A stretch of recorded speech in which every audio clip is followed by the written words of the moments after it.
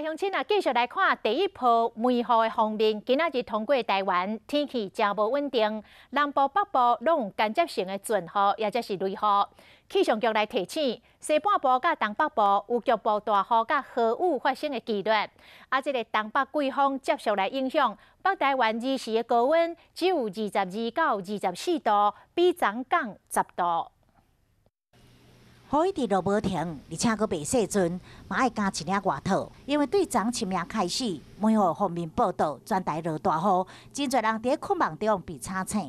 降雨的部分呢，从基隆北海岸以及北部及中南部地区呢，都相当的明显，而且呢，也曾经出现过短时强降雨。 这雨一路是由北往南，东北部的富贵甲三支，这累积的雨量嘛超过100毫米。加上东北季风报道，各地降温，北部地区上悬温只有24度，甲几工前比起来，温差高达10度。拜四搁较凉冷，气象局提醒，梅雨方面持续往巴士海峡移动，北部今仔日规工有雨，中南部雨势愈暗愈大。